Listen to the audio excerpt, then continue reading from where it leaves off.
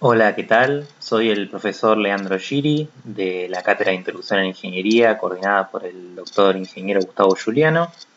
Y en este video les voy a hablar sobre el trabajo de Ilkan Niluoto llamado Ciencia y Tecnología, Diferencia o Identidad, donde este filósofo finés va a reflexionar respecto a las distinciones entre ciencia y tecnología. La pregunta, bueno, básicamente es bastante clara. ¿Es lo mismo la ciencia que la tecnología? En ese sentido, por supuesto que estamos hablando de ciencia o tecnología en el sentido de forma de conocimiento, no en el sentido de los productos. Está claro que los productos de la ciencia serían teorías científicas, de alguna manera, o los productos tecnológicos son artefactos, y está claro que no es lo mismo una teoría científica que una licuadora.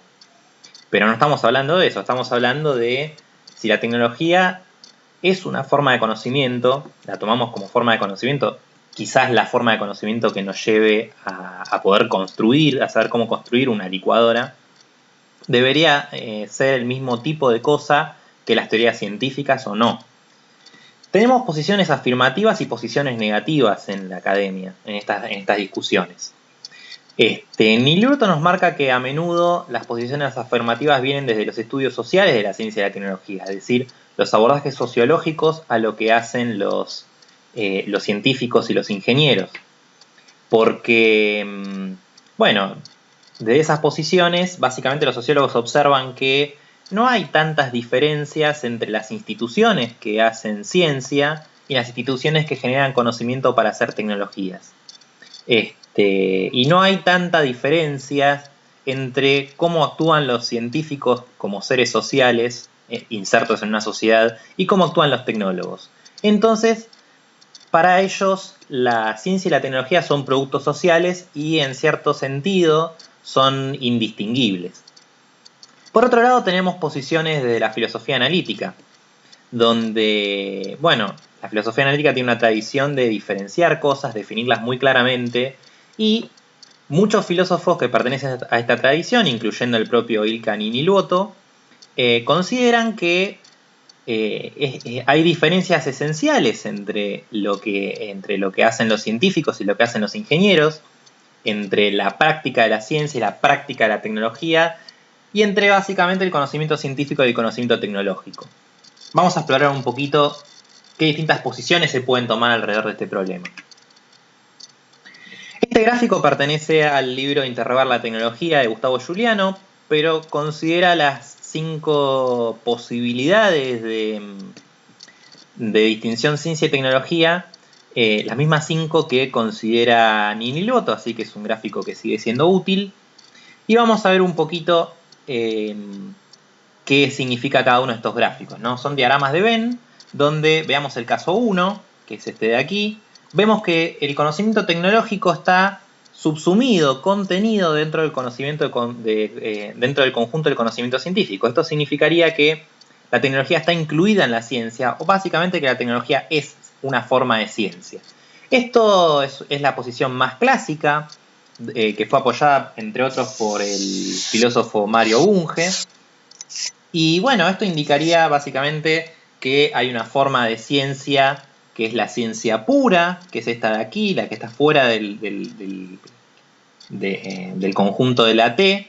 Y aquí entra el conocimiento tecnológico, pero como es una forma de ciencia, se la llama ciencia aplicada. Entonces yo tendría una ciencia pura que de alguna manera describe aquello que hay en la naturaleza, describe aquello que hay en el mundo.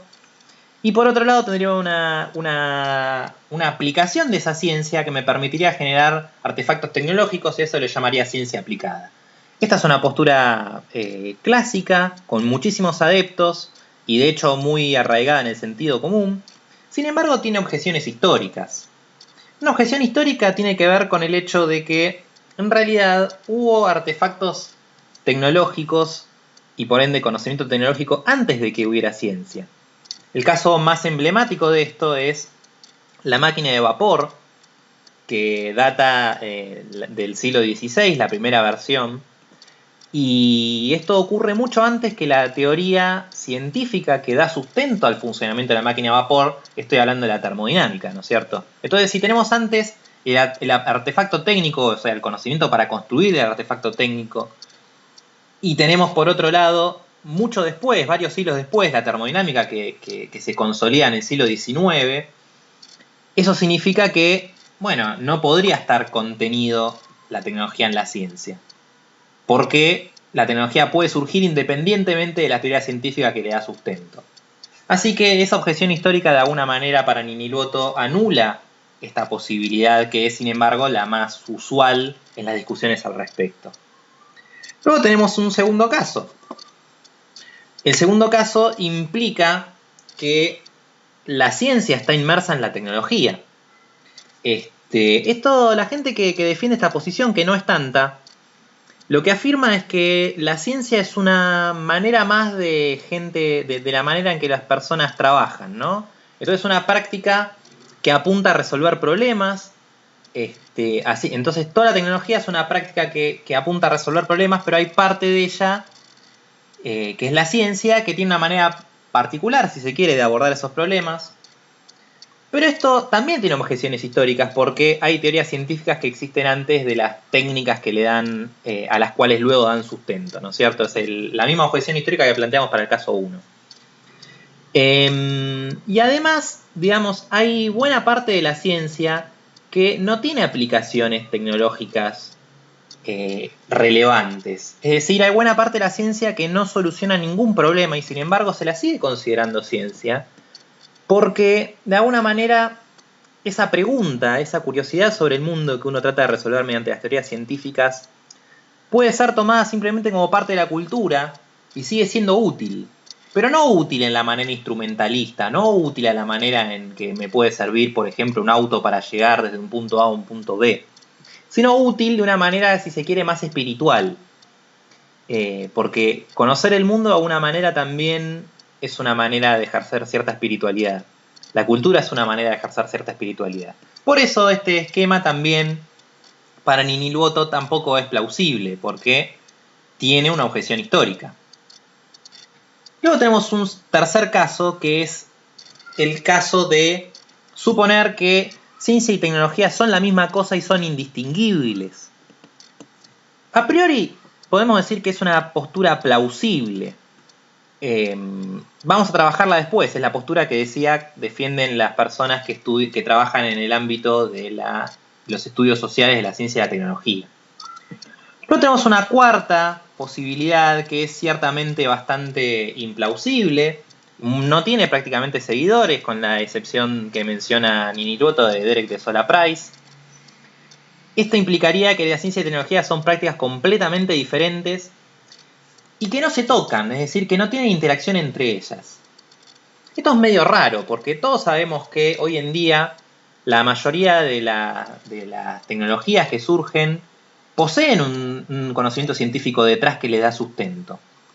Mientras que por otro lado, se utiliza conocimiento tecnológico para poder avanzar en las teorías.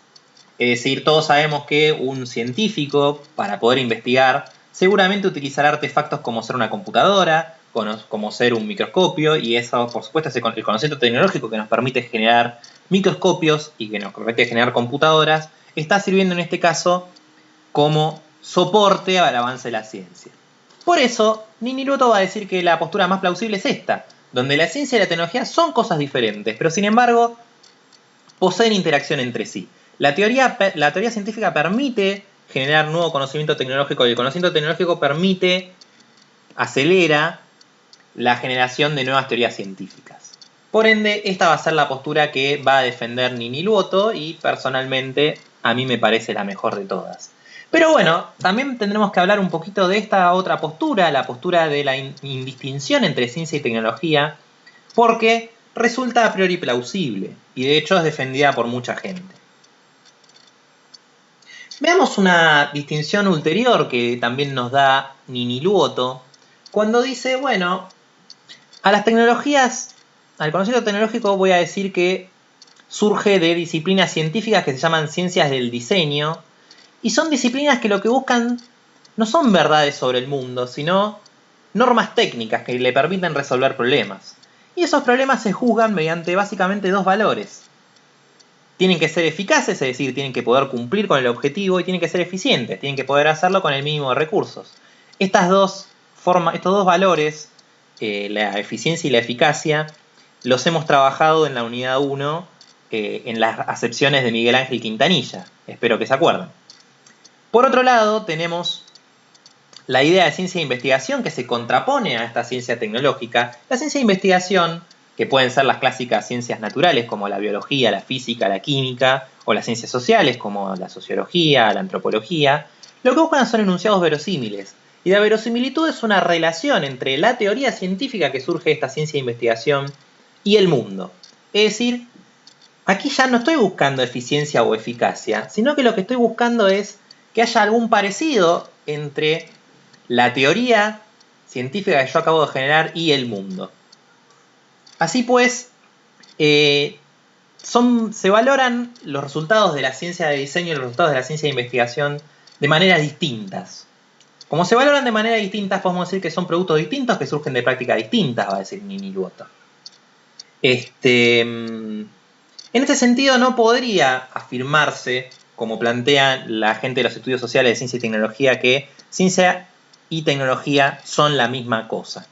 Para ellos son la misma cosa y de hecho muchas veces usan el apelativo tecnociencia para hablar de este conglomerado de conocimientos que son lo mismo, porque para ellos, claro, hay ciertos casos, como ocurre sobre todo en las industrias modernas, en las empresas modernas, como pueden ser las biotecnológicas como Monsanto, o las empresas de investigación de generación de automóviles, o las empresas tecnológicas complejas, donde yo entro y observo las prácticas que se están dando ahí adentro y no puedo diferenciar claramente quién es un ingeniero y quién es un científico. Para mí es más o menos la misma cosa.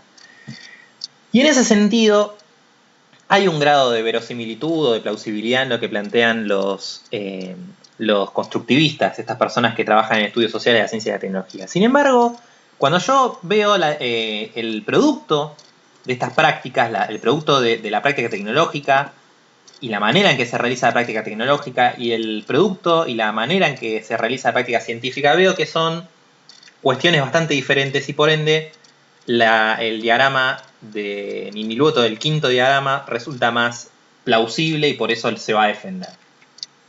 Por supuesto que aquí no estamos hablando simplemente de la postura de Niniluoto, el alumno podrá tomar la postura que le parezca más plausible.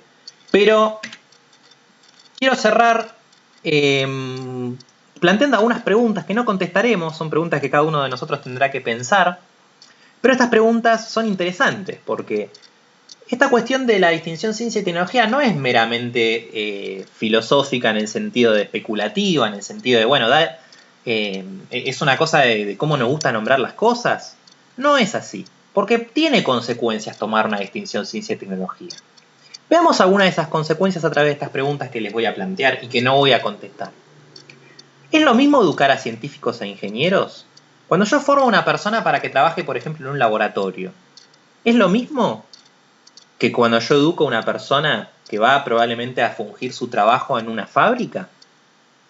Segunda pregunta. Si yo trabajo en el Ministerio de Ciencia y Tecnología y decido generar políticas para estimular la investigación científica, es decir, la generación de teorías que luego se van a manifestar en forma de papers científicos, en revistas científicas, libros, congresos, etcétera, etcétera. ¿Es lo mismo que si yo quiero generar políticas tecnológicas, es decir, políticas que van a terminar generando artefactos tecnológicos, patentes? ¿Cómo asigno los presupuestos para generar estos distintos tipos de política? Una tercera pregunta. ¿Cómo realizo la investigación en ciencia y tecnología?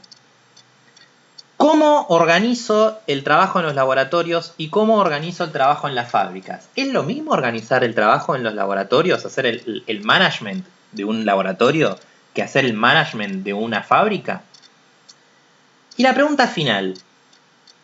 ¿Cómo se democratiza la ciencia y la tecnología? Si yo quiero que el pueblo entero goce de los beneficios y se plantee qué teorías científicas quiere que se trabajen, que se desarrollen con el dinero de los impuestos que pagan. ¿Es lo mismo hacerlo para las teorías científicas que para los artefactos tecnológicos o la generación de investigación tecnológica? La distinción ciencia y tecnología que ustedes tomen va a decidir fundamentalmente sobre la naturaleza de las respuestas que pueden darle a estas preguntas. Así que los dejo con la inquietud y me despido. Muchísimas gracias. Ojalá que el video les haya sido agradable y claro.